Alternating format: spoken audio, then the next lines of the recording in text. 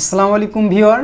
আজকে কথা বলবো জাহাঙ্গীরনগর বিশ্ববিদ্যালয়ের যাবতীয় বিষয় নিয়ে, অর্থাৎ এর ভর্তি প্রক্রিয়া থেকে শুরু করে সিট বিন্যাস এবং এর যে মানবন্টন আছে এগুলো থেকে শুরু করে সবগুলো বিষয় নিয়ে আজকে আমি ডিটেলসে কথা বলবো। তো তার আগে জেনে নেওয়া যাক জাহাঙ্গীরনগর বিশ্ববিদ্যালয়ের বিষয়গুলো। জাহাঙ্গীরনগর বিশ্ববিদ্যালয় মূলত জাবি নামে পরিচিত, যেটি বাংলাদেশের স্বনামধন্য একটি স্বায়ত্তশাসিত পাবলিক বিশ্ববিদ্যালয়।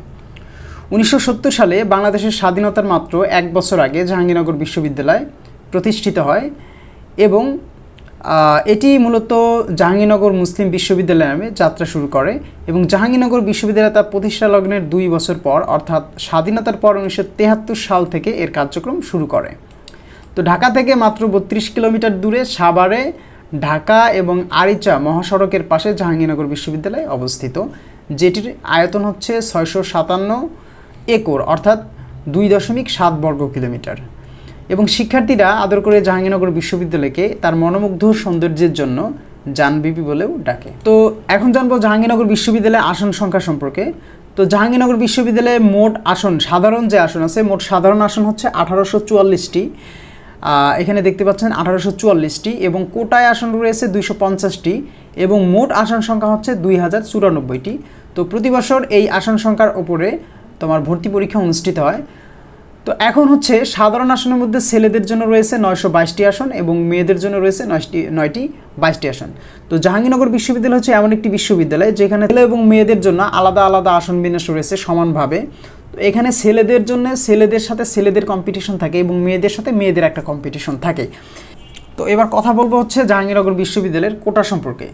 তো জাহাঙ্গীরনগর বিশ্ববিদ্যালয়ে মোট 6 ধরনের কোটা ব্যবস্থা চালু রয়েছে, তবে এই কোটায় সংরক্ষিত আসন সাধারণ আসনের বাইরে, অর্থাৎ মোট যে সাধারণ আসন আছে 1844টি, এর বাইরে থেকে মূলত কোটা থেকে নেওয়া হয়।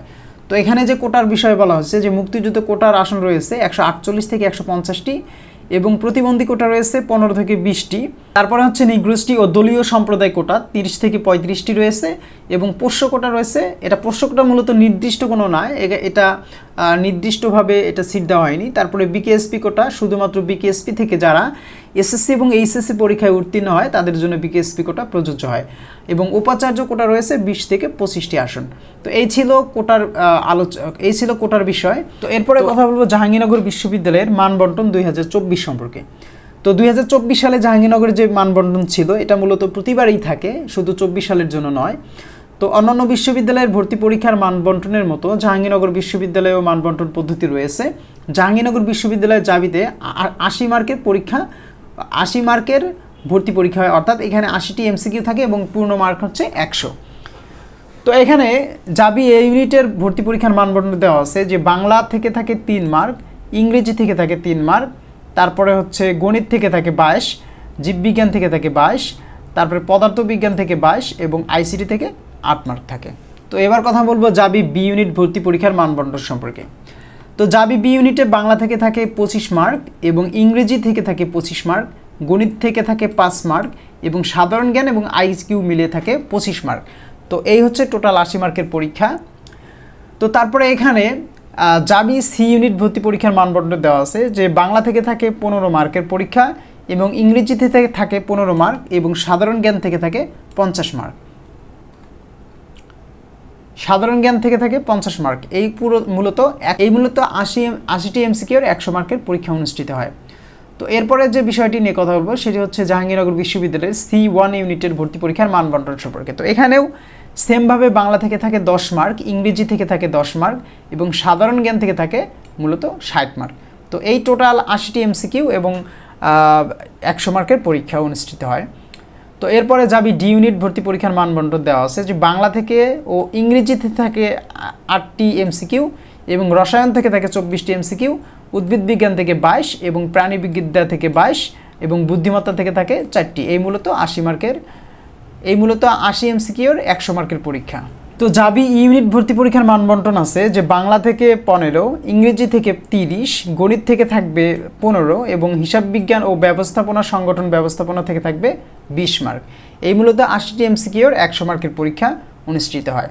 তো যারা অবাণিজ্য আছে তাদের জন্য আবার বাংলা থেকে 15 মার্ক, ইংরেজি থেকে 30, গণিত থেকে 15 এবং সাধারণ জ্ঞান থেকে থাকে 20। এই মূলত এমসিকিউর 100 মার্কের পরীক্ষা অনুষ্ঠিত হয়। তো এরপরে আমি কথা বলবো যে জাহাঙ্গীরনগর বিশ্ববিদ্যালয়ের আবেদন যোগ্যতা নিয়ে।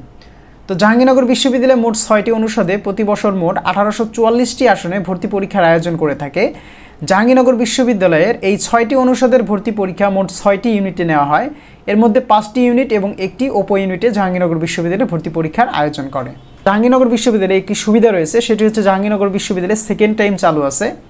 তো জাহাঙ্গীরনগর বিশ্ববিদ্যালয়ে এই ইউনিটে ভর্তি পরীক্ষা দিতে হলে আপনাকে মাধ্যমিক এবং উচ্চ মাধ্যমিক পরীক্ষায় আলাদা আলাদাভাবে ন্যূনতম জিপিএ চতুর্থ বিষয়সহ জিপিএ 4 থাকতে হবে।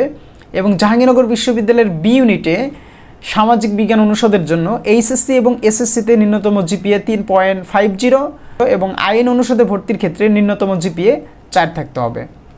এবং জাহাঙ্গীরনগর বিশ্ববিদ্যালয়ের সি এবং C1 ইউনিটে ভর্তি পরীক্ষা দেওয়ার জন্য মাধ্যমিক এবং উচ্চ মাধ্যমিক পরীক্ষায় ন্যূনতম জিপিএ চতুর্থ বিষয়সহ 3.50 থাকতে হবে।